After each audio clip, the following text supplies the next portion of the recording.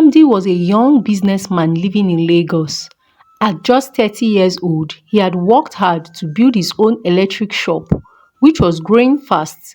Every morning, he opened the shop before the sun was fully up, arranging phones, chargers, and accessories on the shelves. He had three workers who helped him, but among them, Lizzy stood out. She was different. Lizzy was quiet but hardworking. She treated customers with respect, never raising her voice, and always had a smile on her face. Namdi noticed how she handled difficult customers without getting angry and how she cleaned the shop without being asked. Over time, Namdi found himself watching her more closely. Unlike other young women he had met, Lizzy was simple. She did not wear heavy makeup or expensive clothes. She was always neatly dressed, her hair packed in a simple style, and she spoke softly. The more Unamdi observed her, the more he admired her.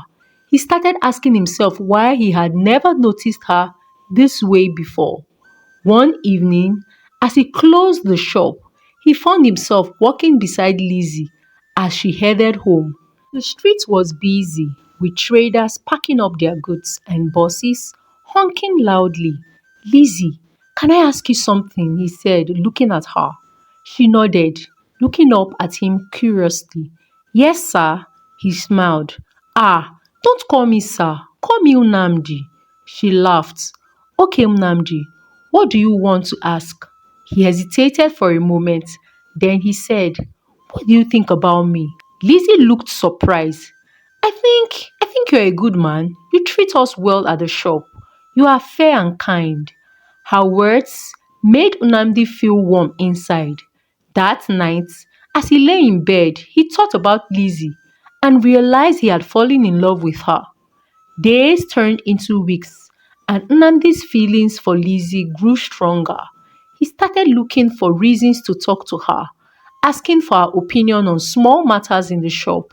Sometimes he would buy food and share it with her just to see her smile. One Saturday evening, after the closing of the shop, he asked her to take a walk with him. They walked to a small suya spot near the market. The air smelled of a roasted meat and spices. Namdi ordered suya and malt drinks, and they sat under a tree. Lizzy, I want to tell you something, he said, looking at her seriously. She looked up from her plate. Ah, I hope there is no problem. Then he spoke up. I like you, Lizzy, he said simply. I don't just like you as my worker. I like you as a person. I respect you and I want to be more than just your boss. Lizzy looked shocked. She stared at him for a long time before speaking. Namdi, I don't know what to say. Just tell me how you feel, he said gently. She smiled shyly. I like you too, but I never thought someone like you would look at someone like me. Namdi laughed. Why not? You are a good woman. Lizzy, you are kind. You're hardworking and peaceful. I see the way you treat people. That is the kind of woman I want to be with. Lizzy lowered her eyes, blushing. Thank you, Namdi. This means a lot to me. That night, as they walked home, their hearts were lighter. They had taken the first step towards something beautiful. A few weeks later, Namdi knew he wanted to take the next step. He wanted to marry Lizzy. He had no doubts about his heart. She was the woman for him. One Sunday afternoon, he visited his mother, Madam Ifeoma, in the family house in the village. His mother was a strong woman in her late 50s. She was respected in the village. Mama, I have something important to tell you, he said as they sat in the living room. What is it, my son? She asked, sipping her tea. I I have found someone I want to marry, he said with a smile. His mother beamed. Ah, that is good news, oh. So, where do I meet Amaka? Nnamdi's smile faded. Mama, it is not Amaka. His mother frowned. What do you mean? If not Amaka, then who? Her name is Lizzy. She works in my shop. The room went silent. Ifeoma put down her cup slowly. A sales girl? She asked coldly. Yes, Mama, but she's a good woman. She's kind. Namdi, I don't want to hear it. Ifeoma snapped. I already gave my words to my friend that you will marry her daughter Amaka. Do you want to disgrace me? Namdi's heart sank. Mama, marriage is not about promises. It is about love. And I love Lizzy. His mother shook her head angrily. You will not marry that girl. She's beneath you, and I will never accept her. Namdi tried to make his mother understand, but she refused to listen. She stopped talking to him for weeks. When she finally called, it was to invite him for home for a family meeting in the village. When Nnamdi arrived, he found his uncles and aunts waiting. His mother had told them everything, and they were all against his decision. Namdi, listen to your mother, one of his uncles said. She knows what is best for you. You need a wife who will bring honor to this family, not a common sex girl. Another relative added. Namdi felt trapped. He loved his family, but he also loved Lizzy. He stood his ground. I am the one marrying her, right? Not you. I have made my choice. His mother gave him a long, hard look. You will regret this, my son. Despite his mother's threats, Nnamdi went ahead with his plans. He introduced Lizzy to his close friends, who supported his decision. He proposed to her in a quiet, beautiful moment, and she said yes. Meanwhile, Ifeoma was furious. She secretly visited a native doctor, seeking help to break their relationship. The native doctor promised to handle it, but it never worked, as it did not stop Nnamdi from loving Lizzy. Nnamdi and Lizzy made plans for their wedding. They were happy, excited for the future. Nnamdi and Lizzy had set their wedding date and preparations were already in motion. Despite his mother's disapproval, Nnamdi was determined to make Lizzy his wife. He had always respected his mother, but on this matter, he would not let her decide his future. He believed in his love for Lizzy, and he was ready to build a life with her, with or without his mother's blessing. Ifeoma felt deeply insulted and embarrassed that Nnamdi had ignored the marriage agreement she had made with her best friend, but she had no choice. She could not force Amaka on him. The wedding day arrived, and it was a beautiful wedding ceremony. The ceremony ended without trouble. That night, as Lizzy and Nnamdi entered their new home, Nnamdi and Lizzy sat together, exhausted but happy. We did it, Nnamdi said, holding her hands. We are finally married. Lizzy smiled. Yes, we did. And I promise to always love and respect you. Nnamdi kissed her forehead and I promise to always protect you. As they held each other that night, neither of them knew that their love was about to be tested in ways they never imagined. A month after their wedding, Nnamdi noticed something strange about Lizzy. The kind and gentle woman he had fallen in love with started acting differently. At first, it was small things she would get irritated over, minor issues, and snap at him. Nnamdi thought she was just adjusting to married life and ignored it.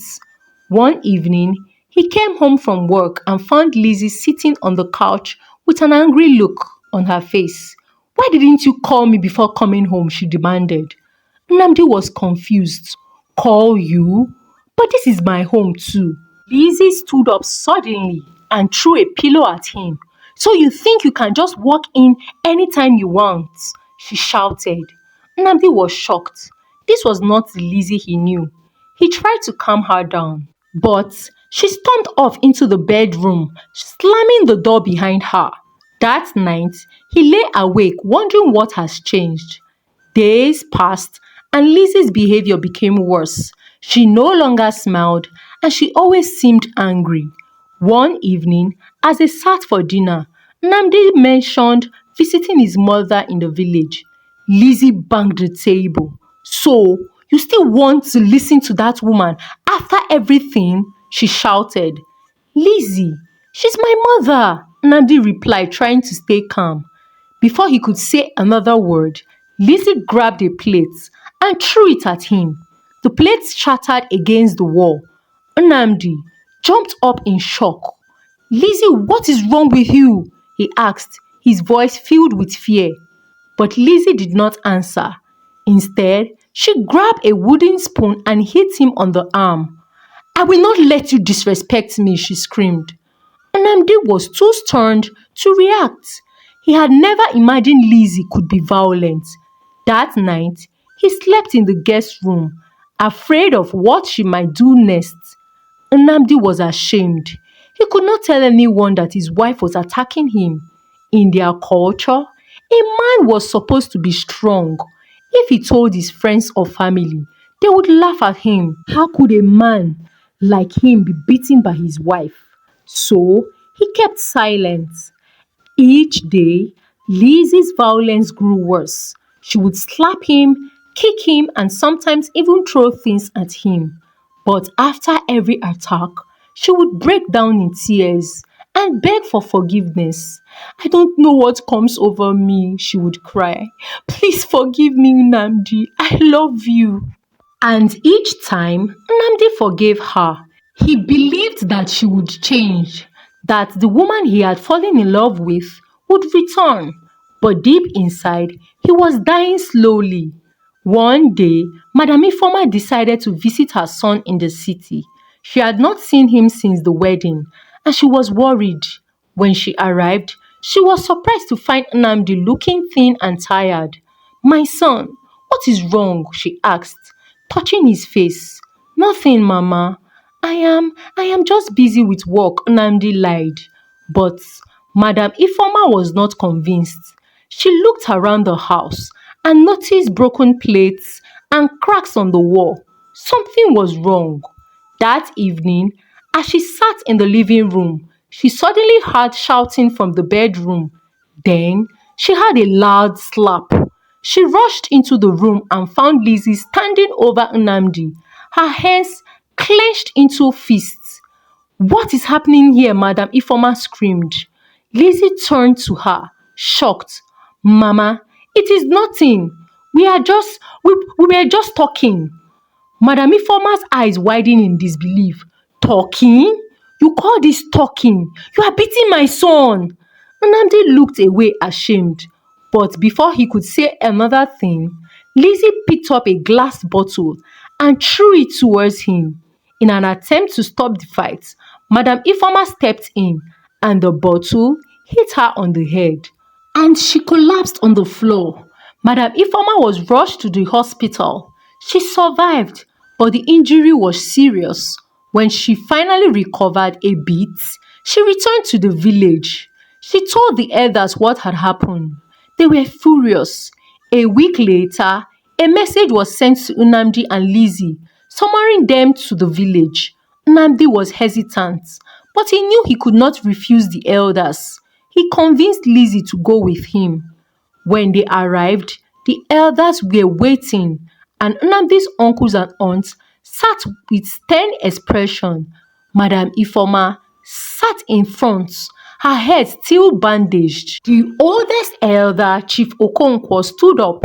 Nnamdi, we have heard what is happening in your marriage. This is not the way of our people. A wife is supposed to bring peace to her husband, not the other way round. Lizzy lowered her head in shame. Lizzy, Chief Okonkwo continued, do you have anything to say for yourself? Tears rolled down Lizzy's cheeks. I don't know what happens to me, she said. I love Nnamdi, but sometimes I lose control. Please forgive me. The elders whispered among themselves. After a long discussion, Chief Okonkwo spoke again. We are people of forgiveness.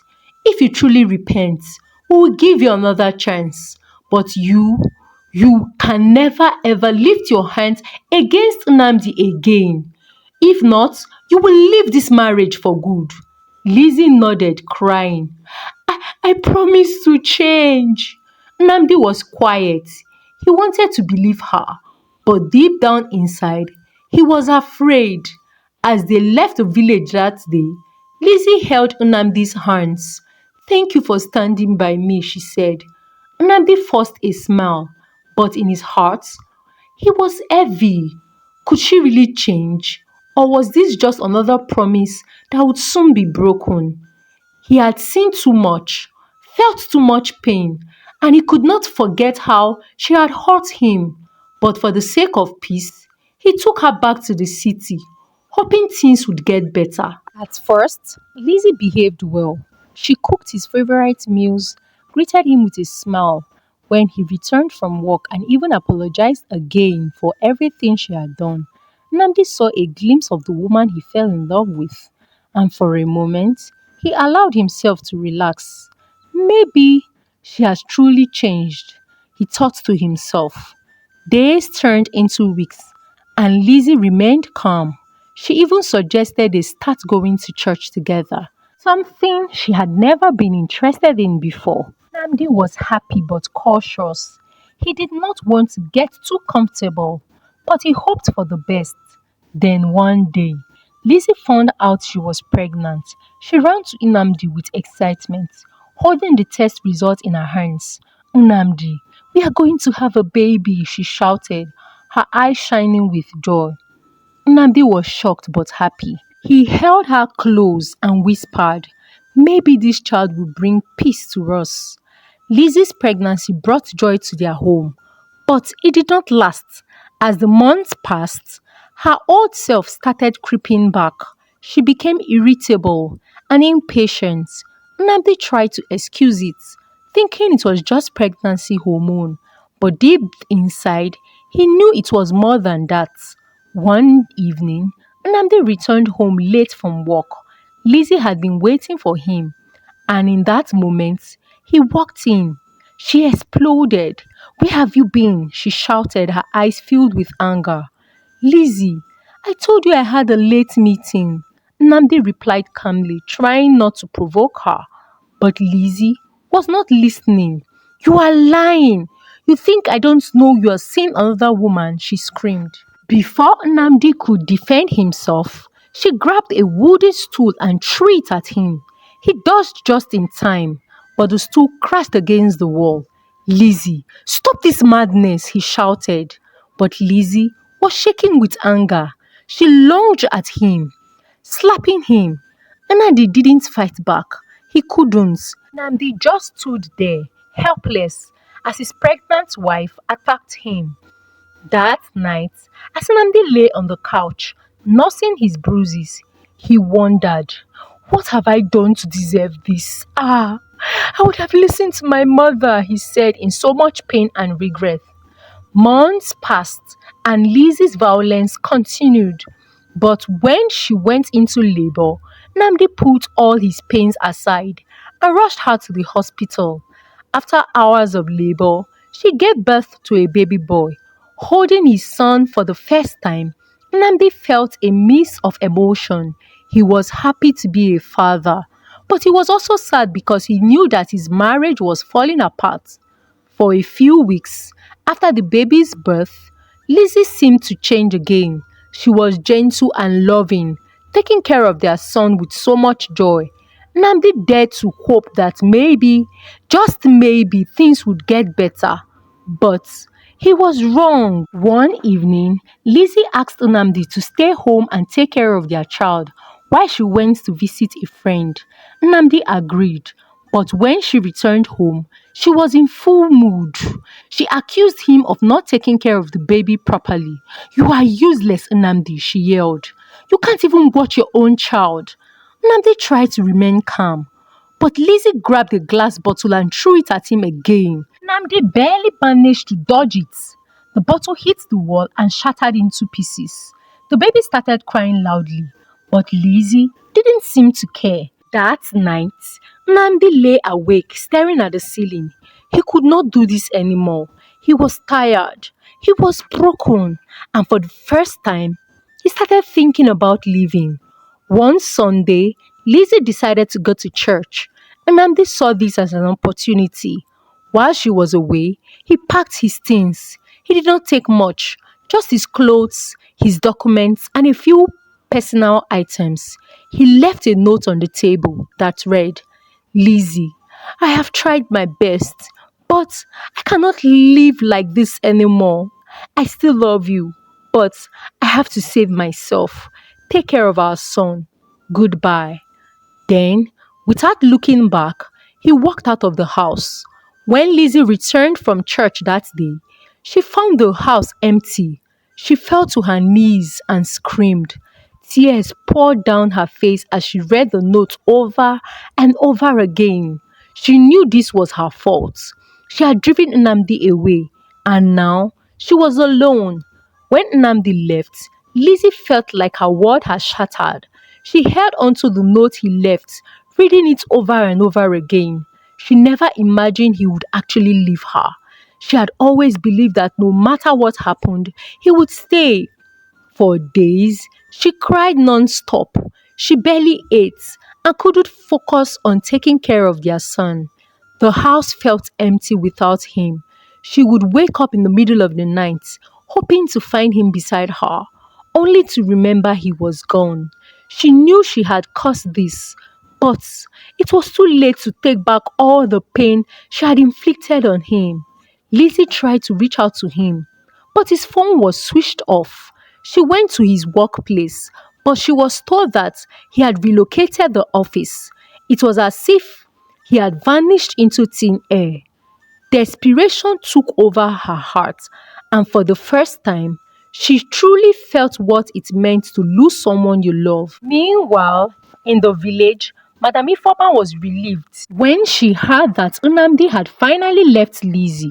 She felt victorious. To her, this was an answered prayer.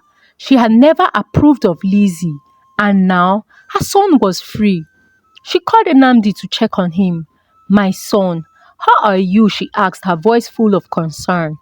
I am fine, Mama, Namdi replied, but his voice was weak. He had found a refuge in a small apartment in another city. He was not happy, but he was safe. Good, she said. Now that you are free, you can finally marry a good woman. I have already spoken to my friend's daughter. She is ready to meet you. Namdi sighed. Mama, please. I don't want to talk about marriage. I just need time to heal. Madam Ifeoma frowned. Namdi, you are a man. You cannot be alone forever. That woman was a mistake. Now, let us correct it.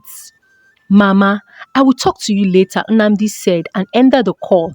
He knew his mother meant well, but he was not ready to love again. His heart was still broken. Lizzie's life became miserable with Nnamdi gone. She had no one to rely on. Taking care of their son alone was difficult. She struggled financially, and depression took over her. One evening, as she sat alone in the dark, she whispered, I wish I could turn back the hands of time. I wish I could take back all the pain I caused. She started attending church regularly, hoping to find peace. During one of the services, a pastor walked up to her and said, Sister, you need deliverance. There's something controlling you. Lizzy broke down in tears. She agreed to go for prayers. The church members gathered around her, praying fervently. As they prayed, she felt something strange leave her body. She screamed and collapsed to the ground. When she woke up, she felt lighter, as if a great burden had left her. From that day, Lizzy felt different. The anger that used to control her was gone. She felt peace for the first time in years. But it was too late. Nnamdi was gone. Even though Nnamdi had left Lizzy, he could not stop thinking about her and their son. Every night, he had the same dream. He would see Lizzy crying, begging for forgiveness. In the dream, he wanted to reach out to her, but something held him back. Each time he woke up, his heart ached. He knew he still loved her, but he was afraid. What if she had not really changed? What if she hurt him again? He could not take that risk.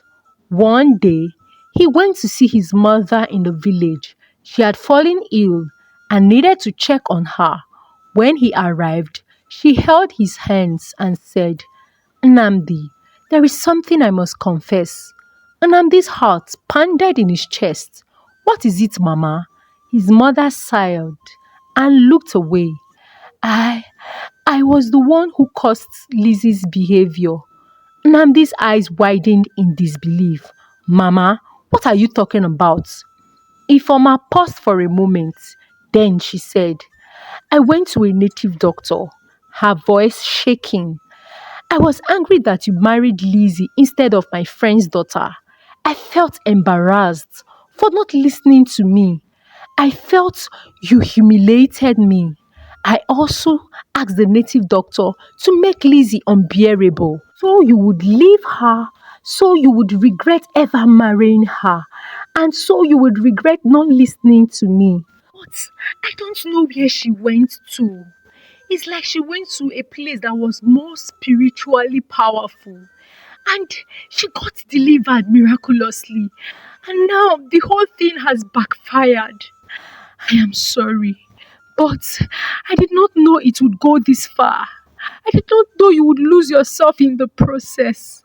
Namdi was speechless. His own mother had destroyed his marriage, his life. He felt a sharp pain in his chest as tears filled his eyes. Mama, do you know what you have done? You destroyed my home. You destroyed my life. His mother cried. I regret it, my son. I regret all of it. Lizzy was a good girl. I caused it. I just wanted you to listen to me. Please forgive me. Namdi stood up and walked out of the room. He needed time to process everything. His own mother had been behind all his suffering. What would have happened if he had died in the process of her abuse, of Lizzy's abuse, if he had not left on time? For days, Namdi struggled with the truth.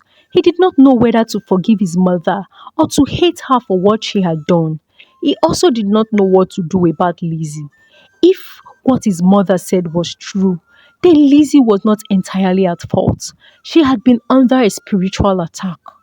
After much thought, he decided to go and see Lizzy. When he arrived at her house, he found her outside sitting with their son. The moment she saw him, she bursted into tears. Namdi, I am sorry, she sobbed. I was not myself. I never wanted to hurt you. Please forgive me. Namdi looked into her eyes and saw something different. Peace. She was no longer the angry, violent woman he had once known. He knew that forgiving her would not be easy, but he also knew that holding on to pain would only destroy him further. He took a deep breath and said, I don't know if I can forget, but I am willing to try. Lizzy cried harder. Thank you, Namdi. I will spend the rest of my life making it up to you. For the first time in a long time, Namdi felt hope. Maybe, just maybe, love could be restored. Namdi and Lizzy decided to take things slowly. Even though she had changed, the past still haunted him. He had been traumatized. He found it difficult to trust her again. But he also could not deny that he still loved her. Lizzy dedicated herself to making things right. She took care of their son, joined a support group in church, and started therapy, and consistently prayed for Nnamdi's forgiveness. She never raised her voice at him again, and for the first time, she seemed at peace with herself. However, Madam Ifoma's health continued to decline.